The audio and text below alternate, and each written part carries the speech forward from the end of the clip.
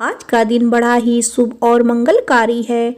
एकादशी के व्रत के पारण के दिन तुलसी माता की कथाएं सुनने से ही व्रत पूर्ण माना जाता है और समस्त मनोकामनाएं भी पूर्ण होती हैं। जिन लोगों ने व्रत नहीं भी रखा था उन्हें भी द्वादशी के दिन तुलसी माता की कथा को सुनने से धन संपत्ति और अनंत शुभ फलों की प्राप्ति होती है। आइए सुनते हैं तुलसी माता की संपूर्ण कथा। तुलसी माता को हरि प्रिया भी कहा जाता है। जितना भगवान श्री हरि विष्णु सोने चांदी हीरे मोती और रत्नों से प्रसन्न नहीं होते, उतना सिर्फ तुलसा दल से प्रसन्न हो जाते हैं। सच्ची श्रद्धा भाव से तुलसा दल भगवान विष्णु को अर्पित करने से मनुष्य के सभी संकट कट जाते हैं, मनोकामनाओं की पूर्ति होती है। शास्त्र अनुसार एकादशी के दिन तुलसी जी में कभी भी जल नहीं चढ़ाना चाहिए, क्योंकि तुलसी महारानी स्वयं एकादशी का निर्जला व्रत रखती हैं। लेकिन द्वादशी के दिन व्रत के पारण के समय तुलसी माता को अवश्य जल चढ़ाना चाहिए और पूरे विधि विधान से पूजा करना चाहिए और उनकी कथाओं को सुनकर ही अपना व्रत खोलना चाहिए। तुलसी माता की कथा को सुनने से एकादशी के व्रत का संपूर्ण फल मिल जाता है। बड़ी मुनि की पुत्री तुलसी अपूर्व सुंदरी थी।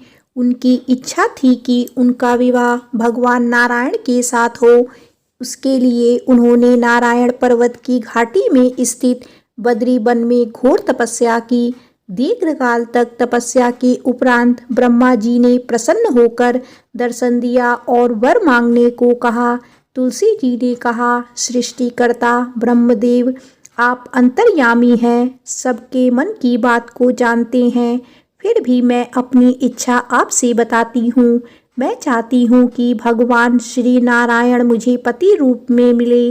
ब्रह्मा जी ने कहा, तुम्हारा अभिष्ट तुम्हें अवश्य मिलेगा। अपने पूर्व जन्म में किसी अपराध के कारण तुम्हें श्राप मिला है। इसी प्रकार भगवान श्री नारायण के एक पार्षद को भी दानव कुल में जन्म लेने का श्राप मिला था।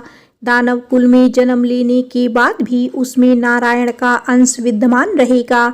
इसीलिए इस जन्म में पूर्व जन्म के पाप के शमन के लिए संपूर्ण नारायण तो नहीं मिलेंगे, लेकिन नारायण के अंश से युक्त दानव कुल में जन्मे उस श्रापग्रस्त पार्षद से तुम्हारा विवाह होगा।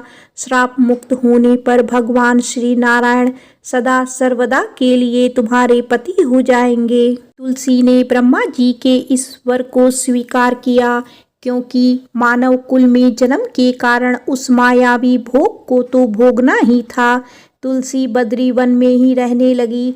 नारायण का वह पार्षद दानव कुल में जलंधर के नाम से पैदा हुआ था। दिनों बाद वह भ्रमण करता हुआ बद्री वन में आया। यहाँ तुलसी को देखते ही वह उन पर मंत्रमुग्ध हो गया। तुलसी के सामने उसने अपने विवाह का प्रस्ताव रखा। इतने में ही वहाँ ब्रह्मा जी आ गए और तुलसी से कहा, सी जलंधर को देखो, कैसा देवोपम उसका स्वरूप है।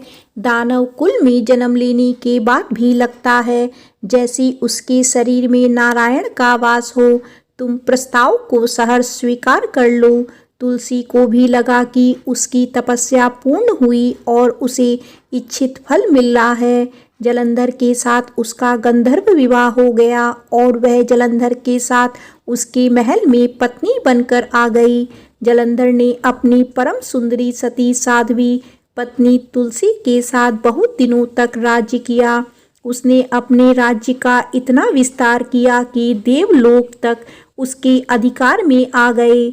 स्वर्ग का सुख भोगने वाले देवताओं की दशा भिखारियों जैसी हो गई। जलंधर किसी को कष्ट नहीं देता था, पर अधिकार और राज्य छीन जाने से सभी देवता मिलकर ब्रह्मा विष्णु और शिव जी की सभा में गए तथा अपनी विनती सुनाई। ब्रह्मा जी ने कहा, तुलसी परम साध्वी है, उसका विवाह जलंधर से मैंने ही कराया था। जलंधर को तब तक नहीं हराया जा सकता या मारा जा सकता जब तक कि तुलसी को ना छला जाए। ब्रह्मा जी की बात सुनकर भगवान श्री हरि विष्णु जी ने कहा, जलंधर पूर्व जन्म में मेरा पार्षद था। श्राप के कारण उसे दैत्य कुल में जन्म लेना पड़ा। इस जन्म में भी मेरा अंश उसमें व्याप्त है। साथ ही तुलसी के पतिव्रत धर्म से वह अजय है। फिर देवताओं की सहमति से भगवान शिव ने जलंधर के पास संदेश भेजा कि या तो वह देवताओं को राज्य लौटा दे या फिर उनसे युद्ध करे। जलंधर भगवान शंकर के पास पहुंचा और कहा, हे देवों के देव महादेव, आपके लिए देवताओं का पक्ष लेना उचित नहीं है। राज्य बढ़ाना हर राजा का कर्तव्य है। मैंने किसी को दुखी नहीं कर रहा हूँ। देवताओं से कहिए कि वे मेरी प्रजा बनकर रहें। मैंने आपका कोई भी अपमान नहीं किया है। हमारा आपका युद्ध शोभा नहीं देता है। अगर आप हार गए तो बड़ी लज्जा की बात होगी। मैं हार गया तो आपकी कीर्ति बहुत अधिक नहीं बढ़ेगी। जलंधर की बातें सुनकर भगवान शंकर हंसने लगे। वे तो सब रहस्य समझते थे। तुलसी और जलंधर के पूर्व जन्म के श्राप की अवधि लगभग पूरी हो चुकी थी। फिर शंकर जी बोले, इसमें कीर्ति और लज्जा की बात नहीं है। तुम देवों को राज्य लौटाकर उन्हें उनके पद पर प्रतिष्ठित होने दो। युद्ध से बचने का यही एक उपाय है। जलंधर ने कहा, मैंने युद्ध के बल से देवलोक जीता है। कोई उसे युद्ध के द्वारा ही वापस ले जा सकता है। यह मेरा अंतिम उत्तर है। अब मैं जा रहा हूँ। ऐसा कहकर जलंधर वहाँ से चला गया। उसने अपनी पत्नी तुलसी को सारी बातें बताई और कहा, धर्म भोग सब काल सूत में बंधा है। जीवन में हर्ष, शोक, भय, सुख, दुख, मंगल, अमंगल काल के अधीन है। हम तो केवल निमित्त हैं, संभव हैं। भगवान शिव देवताओं का पक्ष लेकर मुझसे युद्ध करें। तुम चिंता मत करना, तुम्हारा सती तेज मेरी रक्षा करेगा। दूसरे दिन भगवान शंकर के नेतृत्व में देवताओं ने युद्ध छेड़ दिया। जलंधर ने भीषण बाणों की वर्षा कर उसका वेग रोका। उसके प्रहार से देवता डगमगाने लगे। उसने दानवी शक्ति का प्रयोग कर मायावी युद्ध आरंभ किया। युद्ध स्थल पर वह किसी को भी दिखाई नहीं देता था, पर उसके अस्त्र शस्त्र प्रहार कर देवों को घायल कर रहे थे। देवगण अपने अस्त्र चलाए तो किस पर चलाएं, क्योंकि कोई शत्रु सामने था ही नहीं। कई दिनों तक इस तरह भयंकर युद्ध चलता रहा और जलंधर पराजित नहीं हुआ। तब शिवजी ने विष्णु से कहा, विष्णु कुछ तो उपाय करो, अन्यथा मेरा तो सारा यश मिट्टी में मिल जाएगा। विष्णु जी ने सोचा, बल से तो जलंधर को हराया नहीं जा सकता, इसीलिए छल का ही सहारा लेना पड़ेगा। उन्होंने तुरंत अपना स्वरूप जलंधर जैसा बनाया और अस्त्र शस्त्र से सुसज्जित हो तुलसी जी के पास पहुंच गए। बोले, प्रिय, मैं युद्ध जीत गया। सारे देवता भगवान शंकर समेत हार गए। इस खुशी में आओ, मैं तुम्हें अपने अंग से लगा लूं। पति को प्रत्यक्ष खड़ा देख तथा विजय का समाचार सुन वह दौड़कर मायावी जलंधर के गले से लिपट गई। इस प्रकार पति पत्नी दोनों ने आलिंगन कर बहुत खुशी मनाई। पर पुरुष के साथ इस प्रकार के व्यवहार से उसका सती तेज नष्ट हो गया। उसका सती तेज तो जलंधर की कवच के रूप में रक्षा कर रहा था। वह कवच नष्ट हो गया। जलंधर शक्तिहीन हो गया। यह जानते ही भगवान शंकर ने अपने त्रिशूल से प्रहार किया। त्रिशूल के लगते ही जलंधर जलकर भस्म हो गया। जलंधर के मरने की बात को जानकर भगवान विष्णु अपने असली रूप में आ गए। सामने अपने पति जलंधर के साथ स्थान पर भगवान विष्णु को खड़ा देख तुलसी बहुत विस्मित हुई। उसे पता लग गया कि स्वयं नारायण ने उसके साथ छल किया है। क्रोध में आकर तुलसी जी भगवान विष्णु को श्राप देते हुए कहने लगी, एक सती स्त्री का सतीत्व भंग करने के अपराध में तुम हृदयहीन पत्थर हो जाओ। विष्णु जी ने तुलसी के श्राप से सिरोधार्य कर कहा, देवी, तुम्हारे तथा जलंधर के कल्याण के लिए मुझे ऐसा करना पड़ा। तुम दोनों को श्राप मुक्त करना था। तुम भी अब अपना शरीर त्याग कर तुलसी विरवा के रूप में जन्म लोगी और मेरी पूजा तुलसी दल से होगी। मैं शालिग्राम पत्थर बनूंगा और मेरे शीश पर तुम आदर से विराजमान होगी। तुम्हारे पति की हड्डियों के चूर्ण से शंख की उत्पत्ति होगी। उस शंख ध्वनि से देवताओं तथा मेरी पूजा आराधना होगी। जहाँ शंख ध्वनि होगी वहाँ मंगल में मैं विराजमान रहूँगा। तुमने पूर्व जन्म में बद्री वन में मुझे पाने के लिए बड़ी तपस्या की थी। अब अगले जन्म में मैं नारायण प्रशस्त के रूप में बद्रीनाथ वन में स्थापित हो जाऊंगा और मेरी पूजा अर्चना फल फूल से ना होकर तुम्हारी तुलसी दल से होगी। मेरे शीश पर विराजमान होकर तुम मुझसे भी ऊंचा पद प्राप्त करोगी। प्रेम से बोलो श्री लक्ष्मी नारायण भगवान की जय। श्री तुलसी शालिग्राम जी की जय। आइए सुनते हैं तुलसी माता की दूसरी कथा।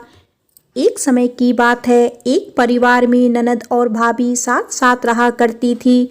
ननद का विवाह अभी नहीं हुआ था। वह तुलसी जी के पौधे की बहुत सेवा करती थी। नियम से तुलसी को सींचती और दीपक जलाती थी। लेकिन उसकी भाभी को यह सारी बातें बिल्कुल भी पसंद नहीं थी। जब कभी उसकी भाभी को बहुत ज़्यादा गुस्सा आता तब वह अपनी ननद को ताना देते हुए कहती कि जब तुम्हारा विवाह होगा तो मैं इस तुलसी को ही बारातियों को खाने को दूंगी और तुम्हारे दहेज में भी तुलसी ही दूंगी। तुम जब देखो तुलसी की ही सेवा करती रहती हो। कुछ समय बीत जाने पर ननद का विवाह तय हो गया। विवाह के दिन भाभी ने अपने कहे अनुसार बारातियों के सामने तुलसी का वह गमला फोड़ दिया जिसकी सेवा उसकी ननद किया करती थी और तुलसी के पत्ते खाने के लिए कहा। तुलसी जी की कृपा से वह फूटा हुआ गमला कई सारे स्वादिष्ट पकवानों में बदल गया। भाभी ने गहनों के नाम पर तुलसी की मंजीरी से बने हुए गहने अपनी ननद को पहना दिए। देखते ही देखते तुलसी जी की मंजीरी से बने हुए गहने भी सुंदर सोने जवाहरात के में बदल गए। इतना ही नहीं, भाभी ने मारे क्रोध के वस्त्रों के स्थान पर तुलसी का जनेऊ रख दिया और वह भी रेशमी और सुंदर वस्त्रों में बदल गए। अब जब ननद अपनी ससुराल में पहुंची तो ससुराल में तो उसके दहेज की बहुत प्रशंसा हुई। यह बात भाभी के कानों तक भी पहुंची। उसे बहुत आश्चर्य हुआ। उसने सोचा कि उसने तो ननद के गहने, कपड़े और जनेऊ तक तुलसी जी के ही रखे थे, तुलसी जी की मंजीरी रखी थी। यह सब जानकर भाभी को बहुत आश्चर्य हुआ। अब उसे तुलसी की पूजा का महत्व समझ में आ गया। उस भाभी की भी एक लड़की थी। वह तब अपनी बेटी से कहने लगी कि बेटी तुम भी तुलसी की सेवा किया करो, तुम्हें भी तुम्हारी बुआ की तरह फल मिलेगा। वह जबरदस्ती अपनी बेटी से तुलसी की सेवा करने को कहा करती थी, लेकिन लड़की का मन तो तुलसी की सेवा में लगता ही नहीं था। धीरे धीरे समय बीता। भाभी की लड़की बड़ी हो गई।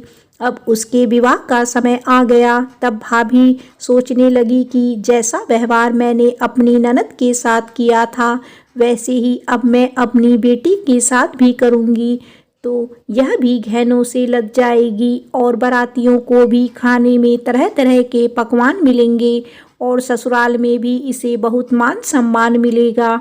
यही सोचकर भाभी बारातियों के सामने तुलसी का गमला फोड़ देती है, लेकिन इस बार गमले की मिट्टी मिट्टी ही रहती है।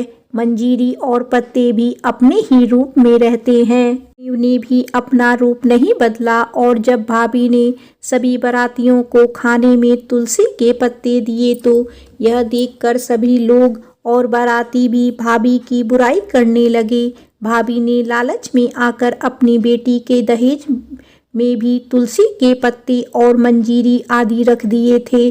जब बेटी अपने ससुराल पहुंची तो वहां पर भी उसकी बुराई ही हुई। भाभी गुस्से के मारे कभी भी अपनी ननद को नहीं बुलाती थी।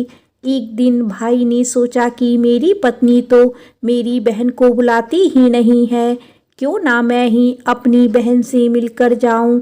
यह सोचकर उसने अपनी पत्नी से कहा और कुछ उपहार अपनी बहन के लिए ले जाने की बात कही तो भाभी ने थैले में ज्वार भरकर कह दिया कि यह लो और कुछ नहीं है, तुम यही लेकर जाओ। तब भाई बहुत दुखी मन से अपनी बहन के पास चल दिया।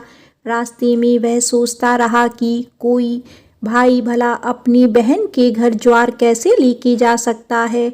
यही सोचकर वह गौशाला के पास रुक गया और ज्वार का वह थैला उसने एक गाय के सामने पलट दिया।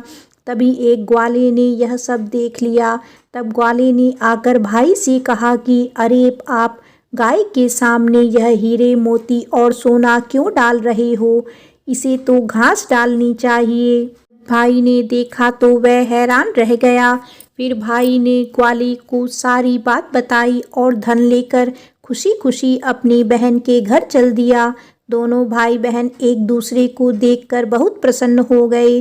तब बहन ने तुलसी माता से सच्चे मन से प्रार्थना की कि उसकी भाभी को सद्बुद्धि प्राप्त हो जाए और तुलसी माता की कृपा से उनके घर में सुख समृद्धि और धन के भंडार भर जाएं। तब कुछ दिनों के बाद देखते ही देखते भाभी का मन बदल गया और वह अपनी ननद को बहुत मान सम्मान देने लगी और अब वह भी सच्चे मन से तुलसी जी की सेवा करने लगी।